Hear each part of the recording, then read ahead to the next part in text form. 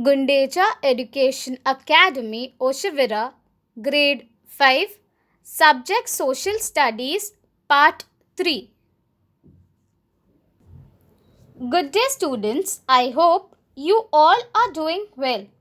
I, Shweta teacher, is going to teach you a new topic but a continuation of our lesson, our environment. In the previous parts, we have learned that the environment has two components. They are biotic and abiotic components. The biotic components are living things such as plants, animals, and human beings. The abiotic components are non-living things such as land, water, air, light, and warmth from the sun, and so on.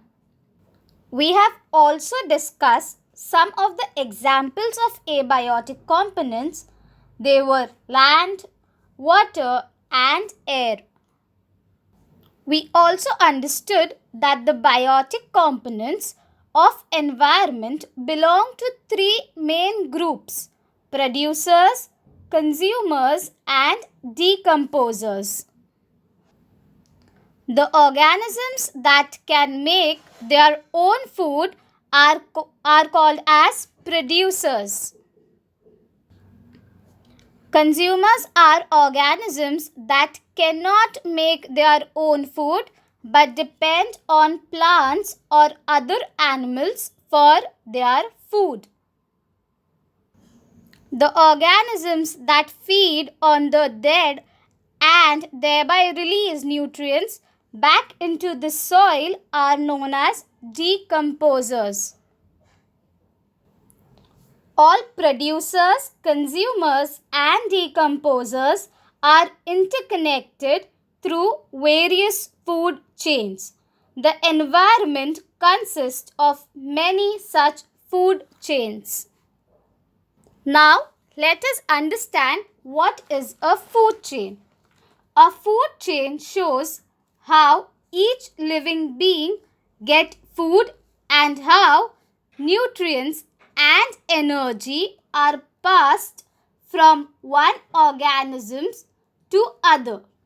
Food chains begin with plant life, they are producers, and end with animal life, consumers. The food chain shows how grass, a primary producer, is eaten by a grasshopper, a primary consumer, which is eaten by a frog, a secondary consumer, which is eaten by an owl, a tertiary consumer. The owl's body, when it dies, is consumed by decomposers. The decomposers release nutrients, water, and carbon dioxide back into the environment and thus enables the growth of plants. Thus, the cycle is complete, proving that everyone and everything in the environment is connected to and dependent on each other.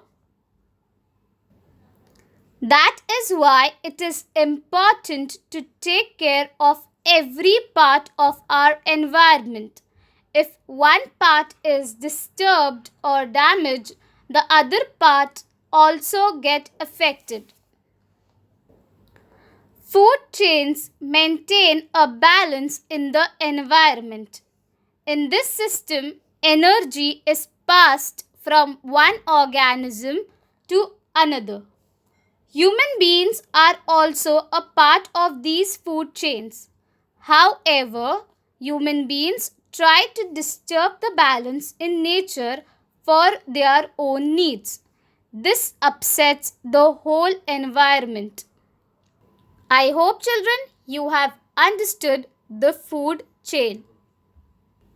Activity time. Activity number 1. Explain how human beings try to disturb the balance in nature for their own needs. You have to write any two examples for it. Thank you. Stay safe and stay at home.